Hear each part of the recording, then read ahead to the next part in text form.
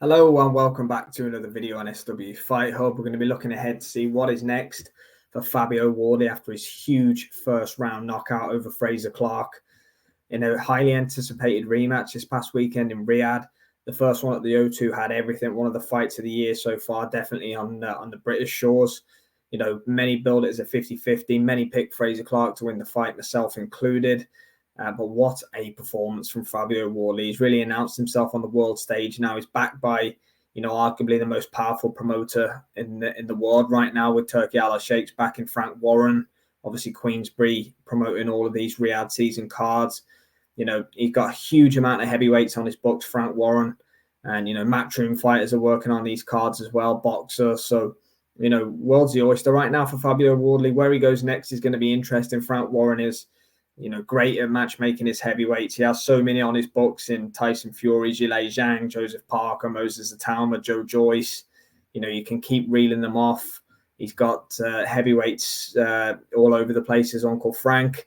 But for me, there's a couple of names that have been thrown out there that probably make the most sense for Fabio Wardley right now. Jermaine Franklin's one of them. Obviously, we saw him in with Anthony Joshua and Dillian White.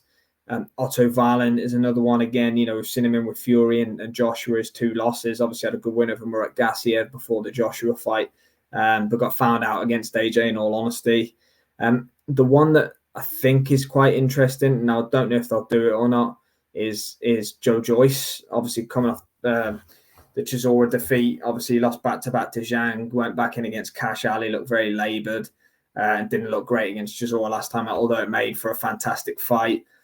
Is that making Joe Joyce cannon fodder? I don't know. I'd suggest Jermaine Franklin or Otto Valen would be more likely opponents, but again, for Fabio with his background, Frank will be very careful about how he matches him. And I don't say careful as in, he's going to give Fabio knockover jobs or anything like that. I just think that the way Fabio's match made, he's going to want to be in with maybe people that are a bit easier to hit. There's no point putting him in with a really, really polished boxer who's incredibly hard to hit and light on the feet. It doesn't make sense right now. He is still learning on the job, although he's been a pro for a while now. It's just about getting Fabio Wardley the right matchups, because he's maybe 2 or 3 away from being in World Heavyweight Championship contention. Maybe have another fight against one of the mentioned, and then you can get him in with one of the big guys. Let me know what you think, and thanks for watching.